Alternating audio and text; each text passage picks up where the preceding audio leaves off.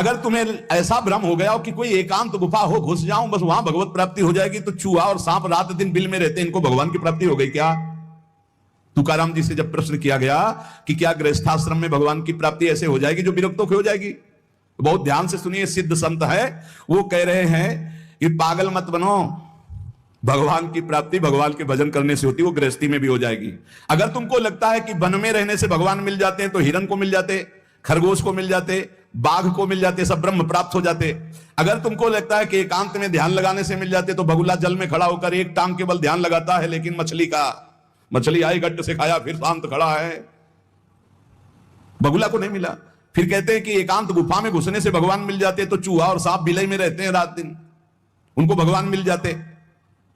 तो इसलिए हम तुमसे कह रहे हैं कि ये ची चपड़ की बातें छोड़ो। तुकाराम जी कह रहे हैं घर में विट्ठल का मंदिर बना, घर को ही विट्ठल का मंदिर बना, ठाकुर विराजमान करो, आप सेवक हो जाओ, बढ़िया भोग लगा के पाओ, नाम कीर्तन करो, कथा वार्ता करो, अपने कर्म को भगवान को अर्पित कर दो, भगवान की प्राप्ति हो जाएगी। हम तुमसे पूछते हैं, जो लोग सोचते हैं अन्न नहीं खाएंगे तो भगवान की प्राप्ति हो जाएगी,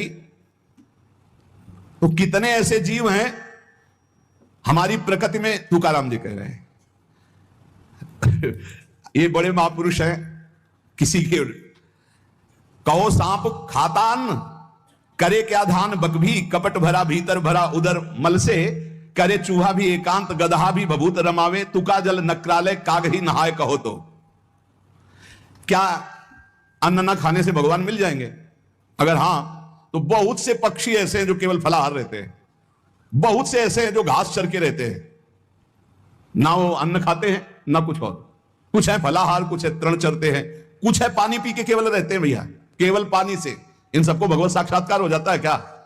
केवल पानी से रह रहे तो भगवत साक्षात्कार हो जाएगा, केवल फलाहार रहे तो उनको भगवत साक्षात्कार हो जाएगा। तुकाराम जी कहते हैं कितने हैं वायु भक्षण करते हैं, केवल वायु पी करके जीते हैं, भीतर कपट भरा है, बाहर ये सब छोड़ रहे हो, कुछ लाभ नहीं मिलना है। चूहा बिल में एकांत में रहता है, भगवत प्राप्ति हो गई। गधा खूब धूल में ऐसे लौटता, धूल लगाने से तो क्या उसे भगवत प्राप्ति हो गई, महापुरुष है। जल में घड़ियाल रहता है, भगवत प्राप्ति हो गई।